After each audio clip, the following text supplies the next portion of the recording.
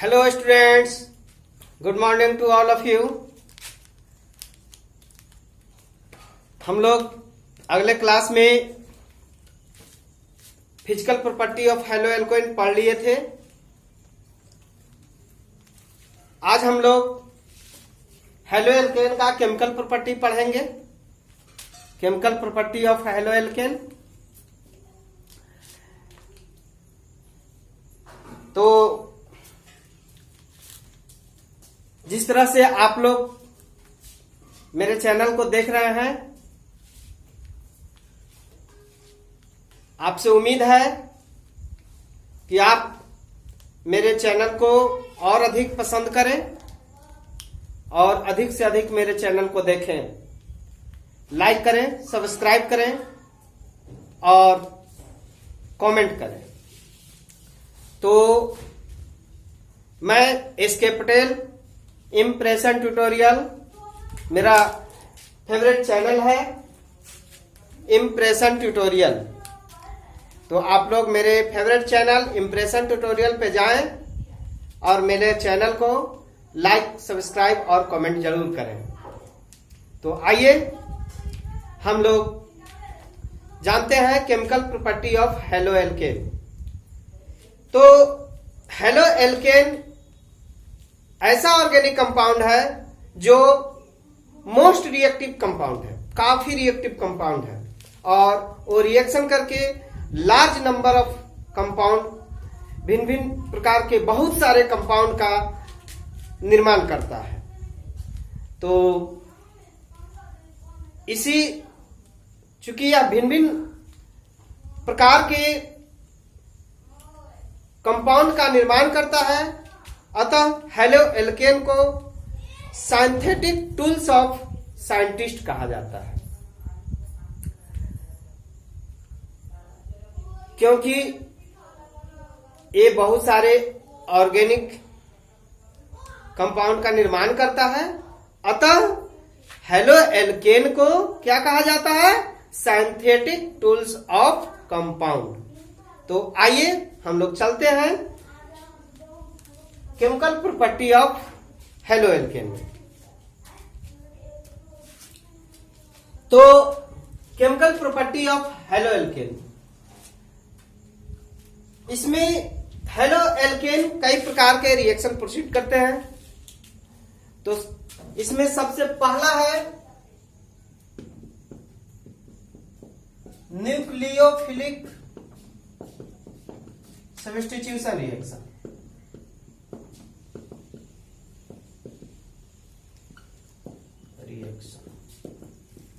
Nucleophilic substitution reaction.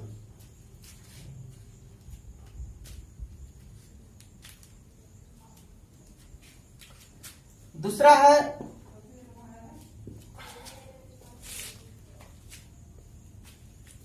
Elimination reaction.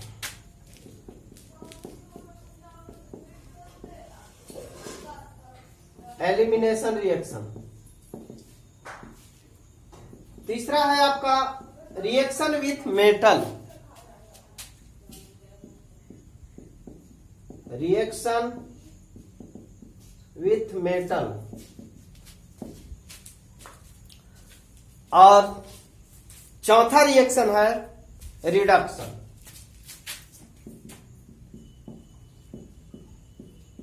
Reduction. तो हम लोग एक एक करके पढ़ेंगे। Nucleophilic substitution reaction, elimination reaction, reaction with metal और रिडक्शन। तो एक एक हम लोग करके पढ़ेंगे। सबसे पहला हम लोग पढ़ेंगे न्यूक्लियोफिलिक सब्स्टिट्यूशन रिएक्शन।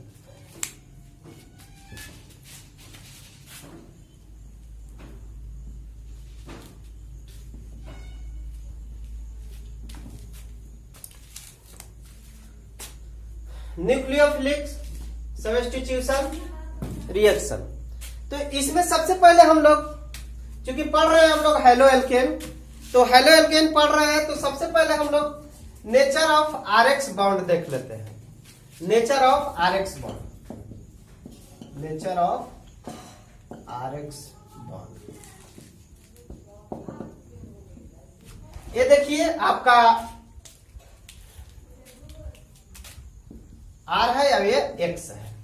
ये R एल्काइल ग्रुप है और X जो है हेलोजन ग्रुप है। यहाँ R अल्काइल ग्रुप है और X यहाँ हेलोजन ग्रुप है। तो आइए देखते हैं एल्काइल। तो ये जो है मोस्ट इलेक्ट्रोनिगेटिव एलिमेंट है, बहुत ही ज्यादा इलेक्ट्रोनिगेटिव एलिमेंट है। कौन? हेलोजन। या हम लोग कह सकते हैं सिंपल वे कि ये इलेक्ट्रोनिगेटिव एलिमेंट है। तो ये जो है इलेक्ट्रोनिगेटिव एलिमेंट है, तो ये इस बॉन्ड में जो इलेक्ट्रॉन है उस इलेक्ट्रॉन को अपने ओर खींचने की कोशिश करेगा, अपने ओर खींचेगा। क्योंकि इलेक्ट्रोनिगेटिव एलिमेंट जो होते हैं वो इलेक्ट्रोनिगेटिव जो होते हैं वो क्या करते हैं? अपनी ओर इलेक्ट्रॉन को आकर्षित करते हैं। तो ये अपनी ओर इलेक्ट्रॉन को आकर्षित करेंगे तो ये शिफ्ट करेगा इलेक्ट्रॉन, इसमें से जो इलेक्ट्रॉन है वो शिफ्ट करेगा इस ओर। तो इस ओर शिफ्ट करे तो इस पे आ जाएगा पार्शियल निगेटिव चार्ज और इस पे आ जाएगा पार्शियल पॉजिटिव चार्ज। क्यों? क्योंकि इस बॉन्ड में दो इलेक्ट्रॉन है, एक इलेक्ट्रॉन एल्काइल का है, कार्बन का, और दूसरा इलेक्ट्रॉन है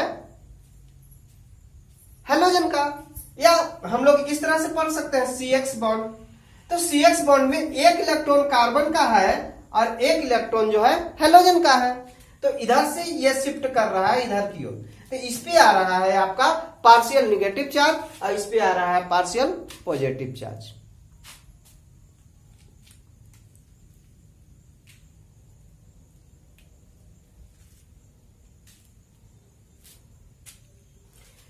तो जब देखिए अब यहां पार्शियल पॉजिटिव चार्ज आ रहा है, पार्शियल निगेटिव चार्ज, तो ये जो है ये हेलोजन जो है ये क्या है? इलेक्ट्रोनिगेटिव एटम है। ये जो है आपका इलेक्ट्रोनिगेटिव एटम है। इस इलेक्ट्रोनिगेटिव के कारण यहां पोलराइजेशन हो रहा है। यहां क्या हो रहा है? पोलराइजेशन हो रहा है।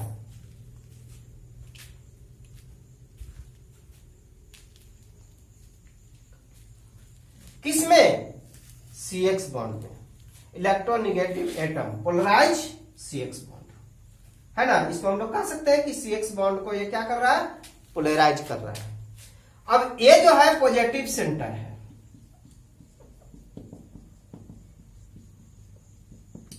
यहां क्या है? ये पॉजिटिव सेंटर है। इस पॉजिटिव सेंटर पे ही क्या होगा? न्यूक्लियोफिल अटैक करेगा। यहां ही क्या होगा? न्यूक्लियोफिल अटैक करेगा, है ना। इसी पॉजिटिव सेंटर पे न्यूक्लियोफिल क्या करेगा? अटैक करेगा। अब इसमें हम न्यूक्लियोफिल और इलेक्ट्रोफिल ये सब क्या होता है, तो सबसे पहले हम लोग देखते हैं कोई भी रिएक्शन में क्या क्या होता है। तो मान लो कि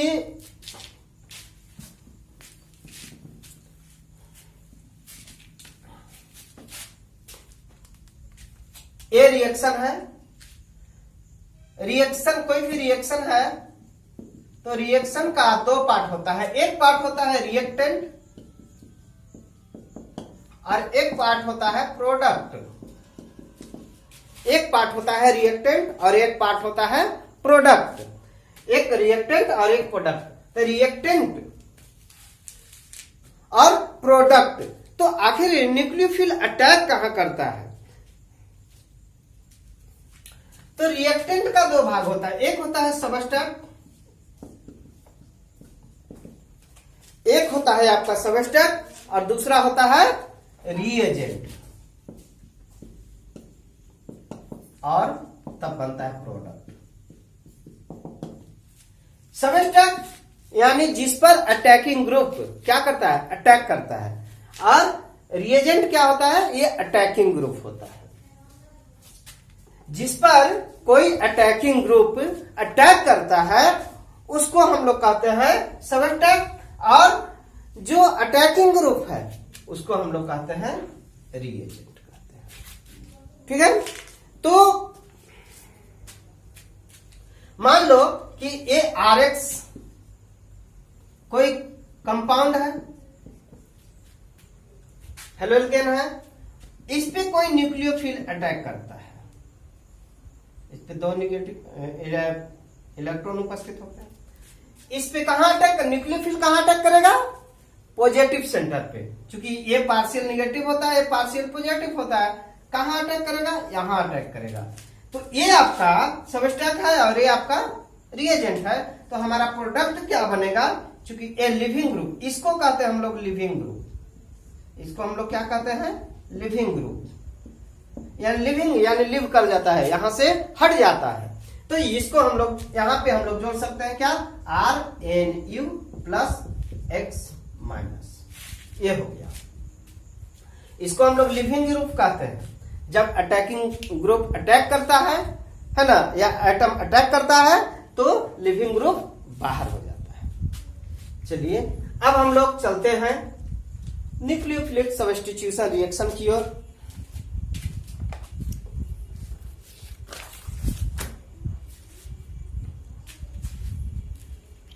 तो न्यूक्लियोफिलिक सब्स्टिट्यूशन रिएक्शन में सबसे पहले हम लोग यहां पे देखेंगे न्यूक्लियोफिल क्या है। यहां हम लोग देखेंगे कि न्यूक्लियोफिल है क्या। बार बार न्यूक्लियोफिल की बात हो रही है। आखिर ये न्यूक्लियोफिल क्या है? अगर आप 11th में पढ़े होंगे तो न्यूक्लियोफिल के बारे में पढ़े होंगे रिएक्शन मैकेनिज्म में। तो रिएक्शन बहुत ज्यादा रिएक्शन पढ़ने की जरूरत नहीं है, बहुत ठोस रिएक्शन 4-5 रिएक्शन पढ़ने की जरूरत है। उतना ही में पूरा ऑर्गेनिक केमिस्ट्री का रिएक्शन आ जाता है, ज्यादा रिएक्शन पढ़ने की जरूरत नहीं है। तो इसमें हम लोग न्यूक्लियोफिलिक सब्स्टिट्यूशन रिएक्शन में सबसे पहले हम लोग न्यूक्लियोफिल की बात करते हैं, क्योंकि न्यूक्लियोफिलिक यानी न्यूक्लियस, इसको हम लोग न्यूक्लियो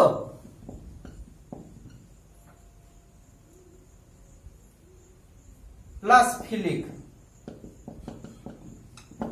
न्यूक्लियो प्लस फिलिक यानी वहां पे अटैक करता है जो पॉजिटिव सेंटर होता है ना। फिल मीन्स अट्रैक्शन होता है। तो न्यूक्लियस पे अटैक करता है। ये कहां अटैक करता है? न्यूक्लियस पे अटैक करता है। चलिए तो आज आते हैं न्यूक्लियोफिलिक सब्स्टिट्यूशन रिएक्शन में। तो यहां बार बार न्यूक्लियोफिल की बात हो रही है। न्यूक्लियोफिल क्या है? यहां देखते हैं न्यूक्लियोफिल।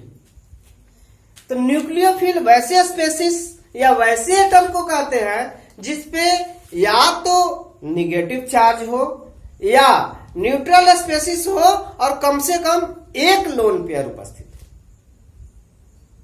हो। वैसे स्पेसीज जिसपे या तो निगेटिव चार्ज हो या कम से कम क्या हो?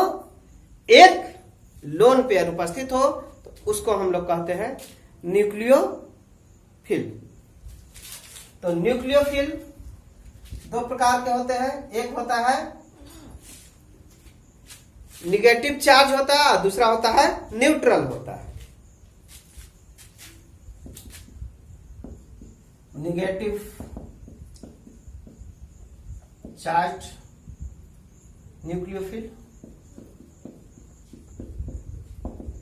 Negative charge न्यूक्लियोफिल।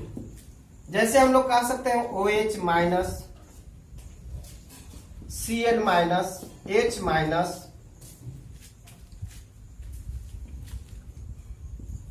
NO2 minus, Cl minus. अब जो निगेटिव चार्ज न्यूक्लियोफिल स्पेसीज होते हैं वो 2 प्रकार के होते हैं। एक होते हैं एम्बिडेंट और दूसरे होते हैं मोनोडेंट। इसमें हम लोग देखेंगे मोनोडेंटेड न्यूक्लियोफिल। तो मोनोडेंटेड न्यूक्लियोफिल उसको कहते हैं जिसमें अटैकिंग करने का एक ही only one side for attacking, सिर्फ एक साइड अटैक करने का होता है। उसी को हम लोग जैसे देखिए मान लीजिए यहां पे OH माइनस लिख दी, तो OH माइनस लिख दिए तो ये माइनस आया कहाँ? तो देखिए ऑक्सीजन ये तो पूरा पूरा फुल होता है, ऑक्सीजन के पास 2 लोन पेयर होता है और एक माइनस चार्ज है, यानी एक तो इसका अपना इलेक्ट्रॉन है और एक इलेक्ट्रॉन और है जिसके कारण इस पे माइनस चार्ज है। तो ये जो है मोनोडेंट सिर्फ ऑक्सीजन ही अटैक कर सकता है, इधर हाइड्रोजन अटैक नहीं कर सकता है। क्लोरीन का वही हाल है, क्लोरीन में 7 इलेक्ट्रॉन होते हैं लेकिन एक माइनस चार्ज है तो इसलिए 8 इलेक्ट्रॉन, जिसके कारण ये माइनस चार्ज इस पे आता है। तो ये भी सिर्फ और सिर्फ क्लोरीन अटैक कर सकता है, इसको कहते हैं मोनोडेंटेड। यानी अटैकिंग साइट जब सिर्फ एक हो तो उसको हम लोग कहते हैं मोनोडेंटेड न्यूक्लियोफिल। मोनोडेंटेड न्यूक्लियोफिल उसको कहते हैं जिसमें अटैकिंग साइट ओनली 1 होता है, सिर्फ और सिर्फ एक अटैकिंग साइट होता है, उसको मोनोडेंटेड न्यूक्लियोफिल कहते हैं। अब आते हैं हम लोग एम्बीडेंटेड न्यूक्लियोफिल। एम्बीडेंटेड किसको कहते हैं? एम्बीडेंटेड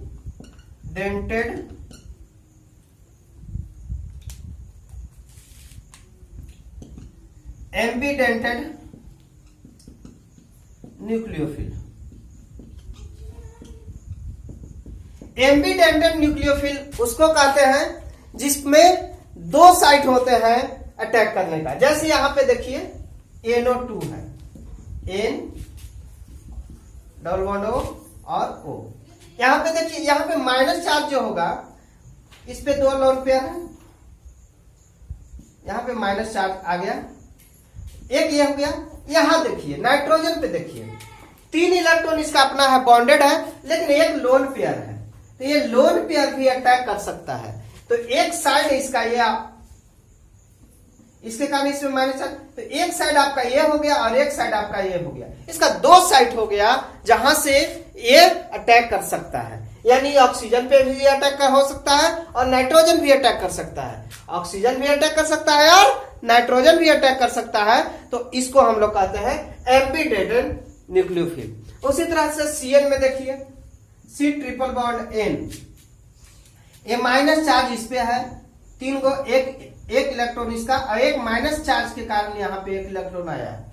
तो एक साइड A हो गया, इसका देखिए 3 इलेक्ट्रॉन बॉन्डेड है और एक लोन पेयर यहाँ पे है, तो एक यहाँ पे साइड हो गया और एक यहाँ पे साइड हो गया, तो 2 साइड इसका भी हो गया।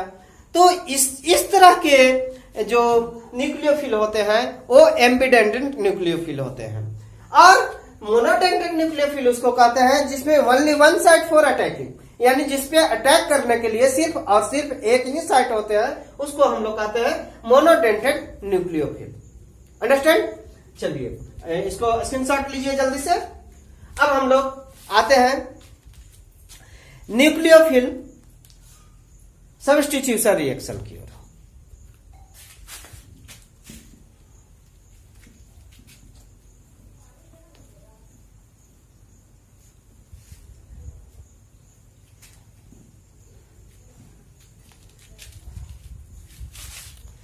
चलिए न्यूक्लियोफिलिक सब्स्टिट्यूशन रिएक्शन में हम लोग पढ़ते हैं ये RX कंपाउंड है, इस पे न्यूक्लियोफिल अटैक किया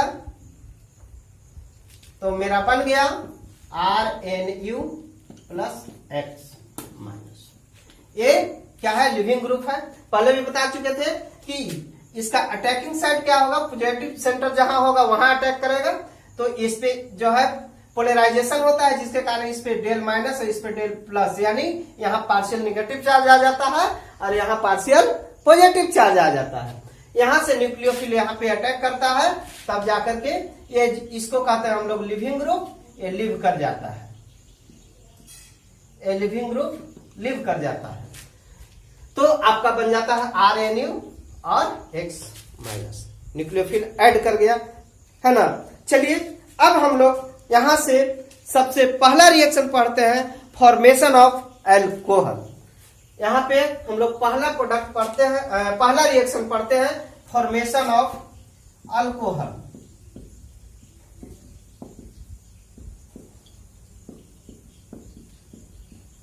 देखिए एल्कोहल का फॉर्मेशन कैसे होता है। किससे हम लोग पढ़ रहे हैं? एल्काइल हैलाइड से, या हम लोग कह सकते हैं हेलो एल्केन से।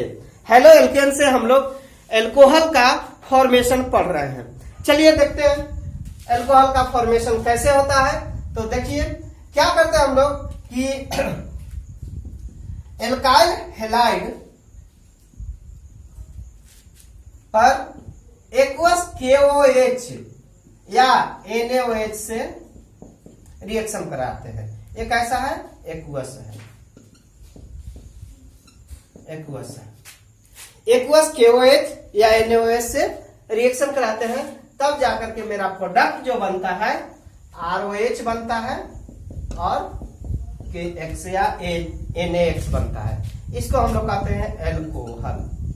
देखिए रिएक्शन में हमारा मान लेते हैं कि हम लोग मिथाइल क्लोराइड ले लेते हैं। मिथाइल क्लोराइड को हम लोग KOH के साथ रिएक्शन कराते हैं। हम लोग जानते हैं KOH में OH जो है माइनस चार्ज हो जाता है, क्योंकि आयनिक कंपाउंड है, और ये जो होता है पॉजिटिव चार्ज हो जाता है। तो यहां से ये लिविंग ग्रुप इधर, ये जो OH माइनस जो है इधर अटैक करेगा, और तब हमारा बनेगा CH3OH प्लस KCl, है ना।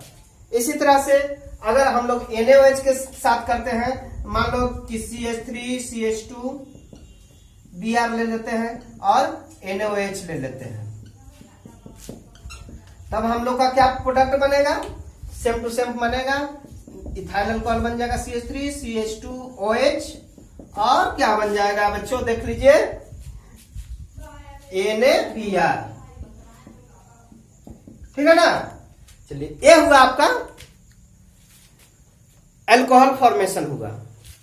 तो इस प्रकार से हम लोग अल्कोहल का फॉर्मेशन करते हैं। अब जो है हम लोग ईथर का फॉर्मेशन करते हैं। फॉर्मेशन ऑफ ईथर देखते हैं। इसको उतारिए जल्दी से, स्क्रीनशॉट लीजिए।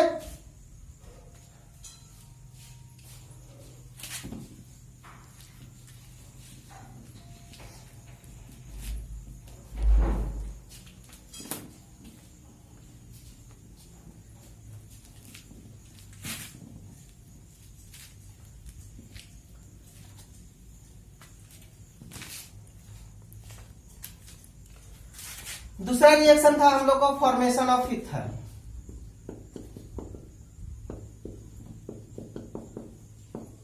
ईथर का फॉर्मेशन हम लोग को करना था।